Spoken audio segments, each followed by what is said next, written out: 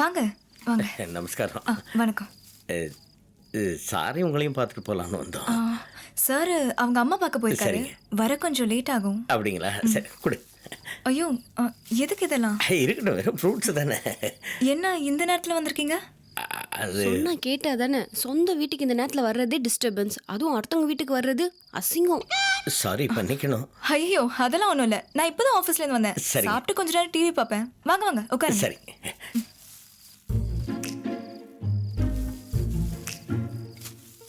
நீ உட்காருங்க. சொல்லுங்க, என்ன விஷயமா வந்தீங்க? அது ஒன்றும் இல்லை. ஒன்றும் இல்லைன்னு சொல்றதுக்கு இவ்வளோ தூரம் வந்தீங்க. பார்க்கணும் பேசணும்னு சொல்லி உயிரை வாங்கியிருந்தீங்கல்ல, அதான் மேடம் பார்த்துட்டீங்களே, பேசுங்க. அதாவது இவர்கிட்ட ஒரு கெட்ட பழக்குங்க. ஏதாவது ஒன்று மனசில் நினைச்சிட்டாருன்னா அது சாதிக்கிற வரைக்கும் மற்றவங்க உயிரை வாங்கினே இருப்பாருங்க. முக்கியமா என்ன,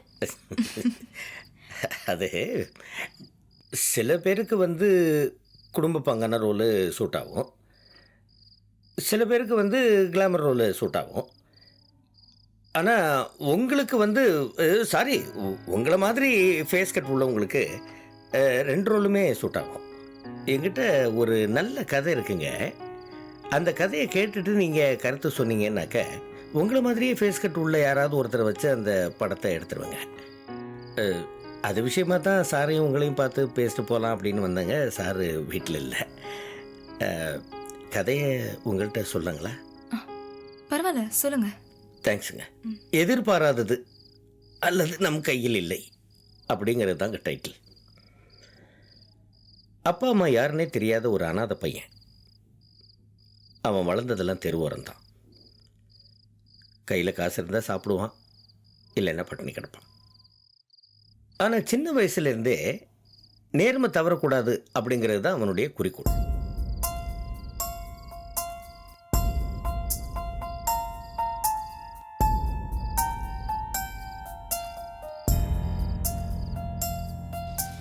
ஆகாய கடலிலே காகித கப்பலே காற்றிலே நீந்தி போகுதே, பூலோக படகிலே கானலின் நீரிலே உலகமே பயணம் போகுதே. இதுதாங்க கதை.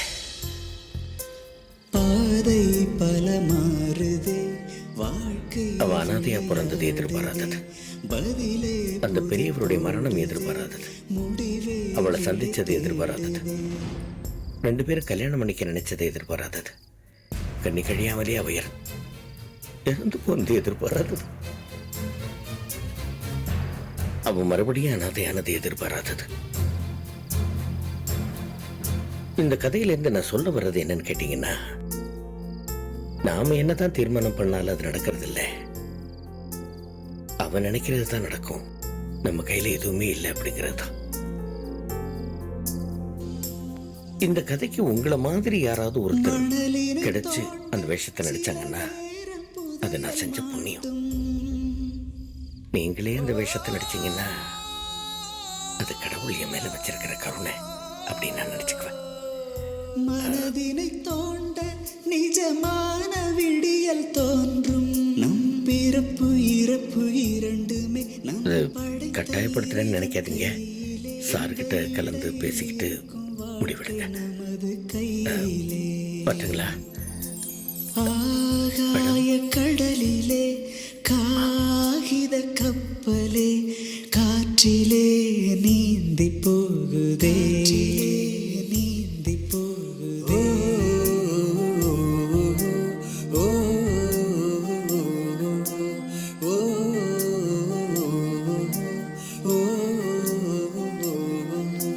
ஓ, என்னம்மா இங்கே தூங்கிட்டு இருக்க? ஆமா, நீங்க எங்க போனீங்க?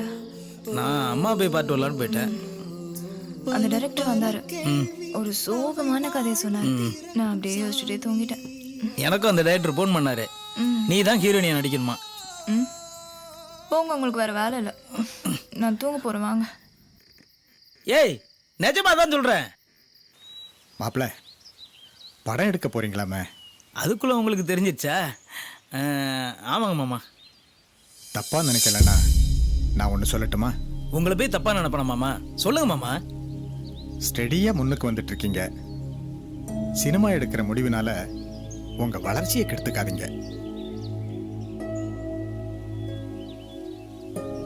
இந்த மாதிரி ஒரு தப்பான முடிவெடுத்து தான் நான் ஜெயிலுக்கு போனேன். அப்ப நான் ஜெயிலுக்கு போவீங்களா? ஏங்க இப்ப இவர் என்ன சொல்லிட்டாருன்னு இவ்வளவு கோவப்படுறீங்க? உட்காருங்க. இந்த பார், சினிமா எடுக்கிற என்னுடைய சொந்த விஷயம். என் சொந்த காசை போட்டு எடுக்கிறேன். அதை பத்தி யாரும் பேசக்கூடாது. என்னம்மா உங்க அப்பா மாதிரி பேசாம போய்கிட்டே இருக்காரு? அந்த 20 நாள் நான் பட்ட வேதனை உனக்கு மட்டும்தான் தெரியும். அந்த கஷ்டம் நீ படக்கூடாதுன்னு நான் பாக்குறேன். நான் என்ன சொன்னாலும் கேட்க மாட்டேங்கிறாருமா. நான் ஏதோ சின்ன வயசுல நடிக்கணும்னு ஆசைப்பட்டேன்னு தெரியாம சொல்லிட்டேன். அவர் அதையே பிடிச்சிட்டு இருக்காரு. நீ நிஜமாவே ஆசைப்படுறியா? சச்சா, இப்போ எனக்கு என்ன பண்றதுன்னே தெரியலம்மா. எல்லாமே உன் கையில தாமா இருக்கு இப்போ. சரி, அவர்கிட்ட சொல்லு, நாங்க கிளம்புறோம்மா. நீடா வரமாட்டேங்கிற. நான் கீர்த்தனாவை யாரு கூட்டு போவா? இல்ல, நான் பத்மஜா அக்கா கூடயே இருக்கிறேன். சரிம்மா, நாங்க வரோம். பாத்துக்கோ. சரிம்மா.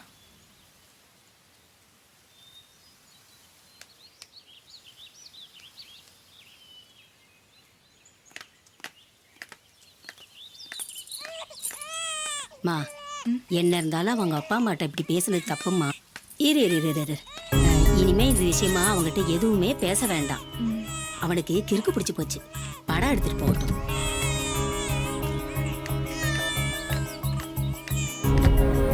ரெண்டு பேரும் சண்டை போட்டுக்காதீங்கப்பா. சொன்னா கெடுங்க.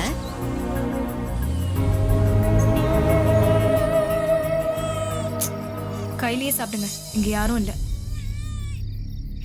இப்ப ஏன் வீட்டுக்கு போகாம இங்க கூட்டு வந்த? சினிமா ஆசை வந்துருச்சு. செல்ல பாக்க பழைய மாதிரி பேப்பர் பொறுக்க போறாரு. யார் சொன்னா அப்படி? கோவப்படாதீங்க. நம்ம கிட்ட வேலை செய்யறவங்களும் அப்படிதான் பேசுறாங்க. நல்லா யோசிச்சு பாருங்க. தம்பி இருக்கான். இவன் வாழ்க்கையை பத்தி கொஞ்சம் நினைங்க. எல்லாம் எனக்கு தெரியும். ஏன் அப்படி அழுதுட்டே இருக்க? உங்க அப்பா மாதிரி பிடிவாதம் பிடிக்கிற? நீ முதல்ல இங்கேருந்து வா. சரிம்மா சரிம்மா, அழாதப்பா அழாதப்பா. Right right right. நான் காரில் இருக்கேன், நீ வா.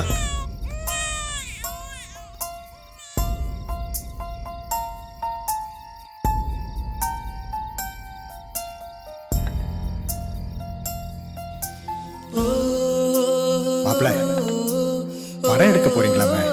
இந்த மாதிரி ஒரு தப்பான முடிவெடுத்து தான் நான் ஜெயிலுக்கு போனேன். சரிம்மா. சார் வாங்க சார், வாங்க சார், வாங்க சார். யார் அம்மாங்களா? ஆமாம் சார். அம்மா வணக்கம்மா, நல்லா இருக்கீங்களா? சரி. ஏதாவது முக்கியமான விஷயம் பேசுறீங்கன்னா நாங்கள் போயிட்டு அப்புறம் வரோம். அப்படிலாம் ஒன்றும் இல்லை சார், நம்ம விஷயமா தான் பேசிட்டு அப்படியா? உட்காரு சார். சொல்லுங்க, என்ன பேசிக்கிட்டு இருந்தீங்க?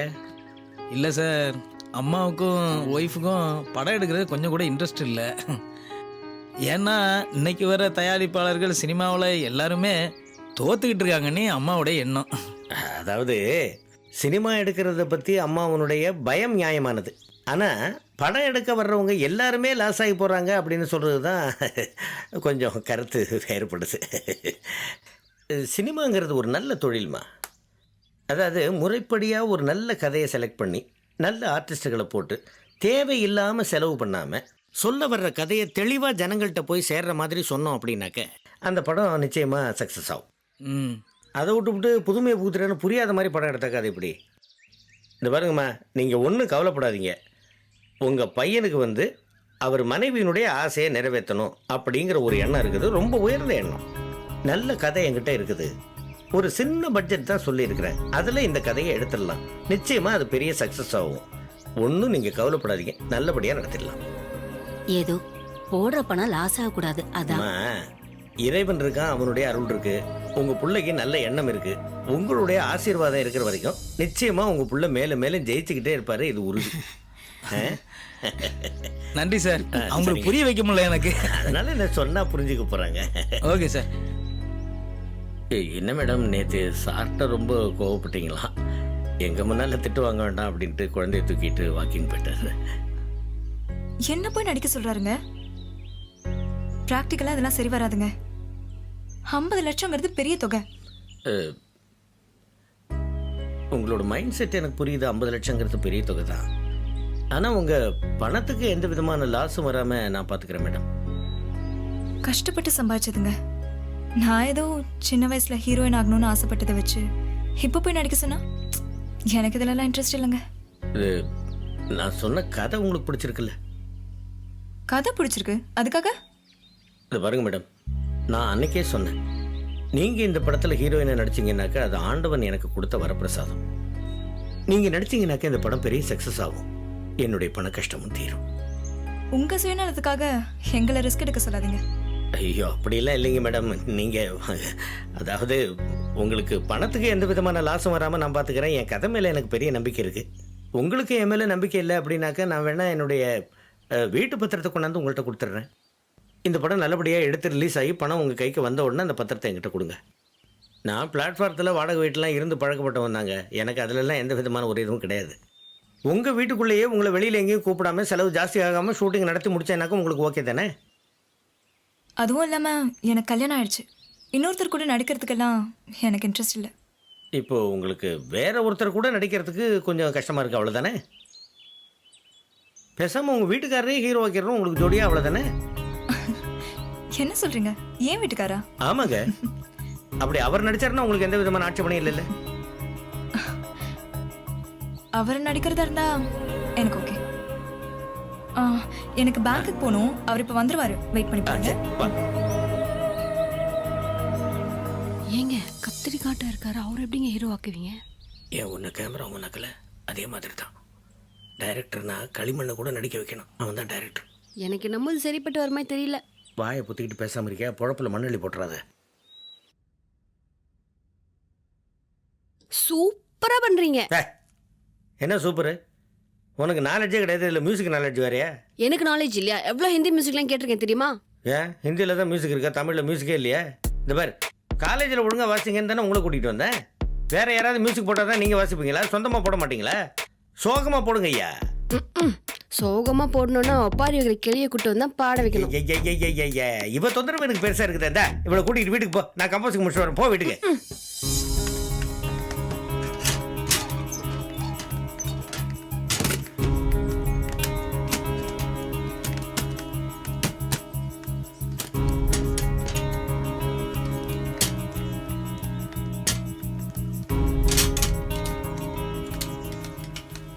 சார், இந்த சீன் வந்து ரெண்டு பேருக்குமே டைலாக் கிடையாது. சரி சார். நீ வந்து அவங்க அங்கேருந்து அப்படியே அவங்க நடந்து போய் அங்கே போய் அவுட் போகிற வரைக்கும் பிளான் பண்ணிக்க. Okay okay okay. Camera ready பண்ணுங்க, லென்ஸ் நான் சொல்றேன். நீங்கள் என்ன பண்ணுறீங்க, அப்பா இறந்து போய் 2வது நாள் நீங்கள் எதுக்கோ நீங்கள் ரோட்டில் போகிறீங்க.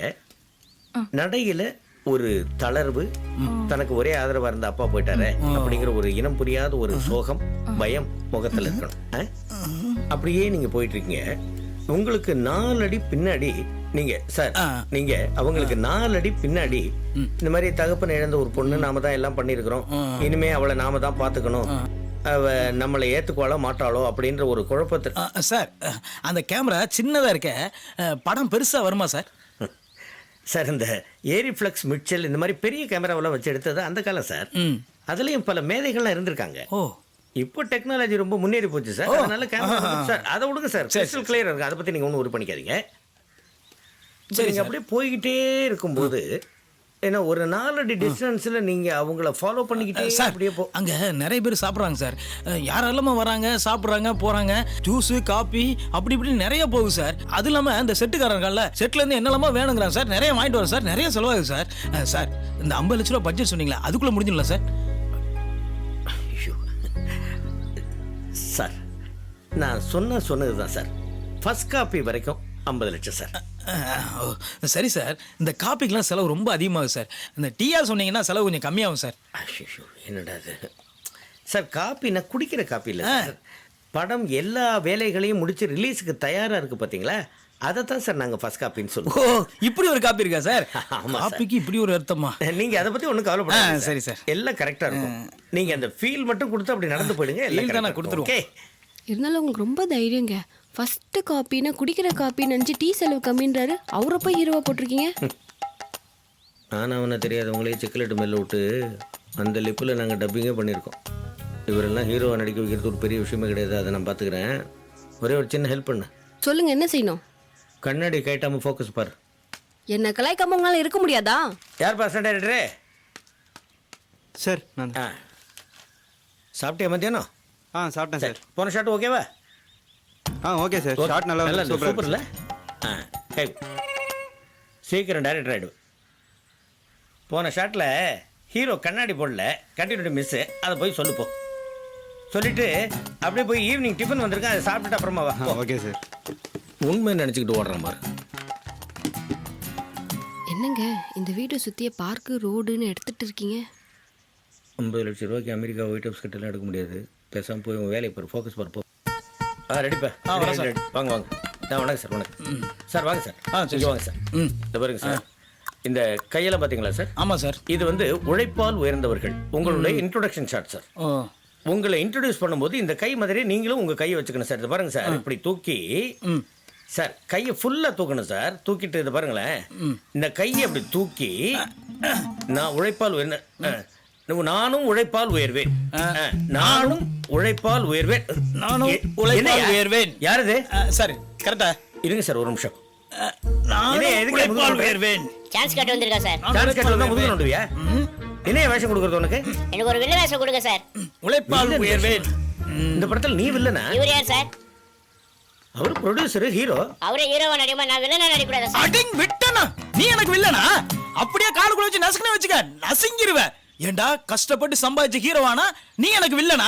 யோ கணக்கு பிடி அவனை. ஏய் நில்றாரே. கலியுகம் கெட்டு போச்சுடா. யாரெல்லாம் ஹீரோவா நடிக்கிறாங்க? ஏப்பா கண்டவங்கலாம் வந்து தொந்தரவு பண்ற அளவுக்கு பண்ணி வைக்கிறீங்க? கிட்டக்க விடக்கூடாது. என்ன சாரி அப்புறமா மூட விட்டு சார். Sorry sir. முடியாது சார். ஷூட்டிங்க ஓடிட்டான். அதான் போயிட்டானே.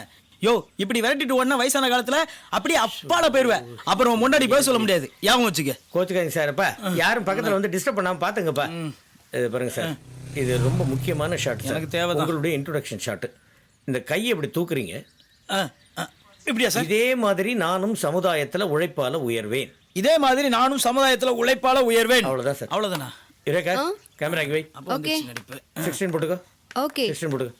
இது பாரு, சார் கவர் ஆகணும். அந்த கையெல்லாம் கவர் அவங்கள எனக்கு கோபமாவே இருக்கு ஐயா, அதை விடுங்க சார். Got it. ஓகே, நல்லா இருந்து. முதலாளி, உங்களை பற்றி யாரோ தப்பாக பேசுனாங்கன்னு அம்மா ஷூட்டிங்கை நிறுத்திட்டாங்க. நீங்கள் போக வேண்டாம். அம்மா ரொம்ப கோவமாக இருக்காங்க. ரொம்ப லாஸ் ஆச்சு, லைஃப் கொடுங்கன்னு வந்து கெஞ்சினாங்க. போனா புதுன்னு வாய்ப்பு கொடுத்தா இப்போ அவரை பற்றி தப்பாக பேசுகிறாங்க. அந்த மனுஷனை சொல்லணும்.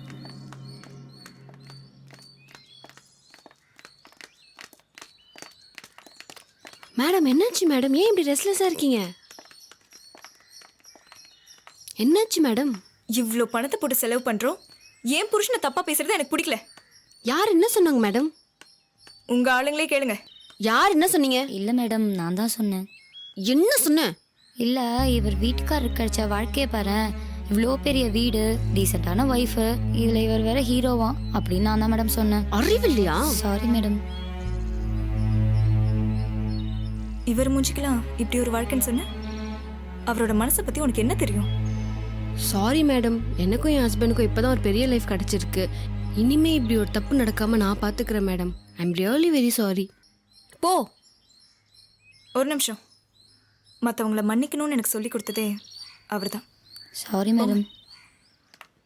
வாயை வச்சுன்னு சும்மா இருக்க மாட்டியா?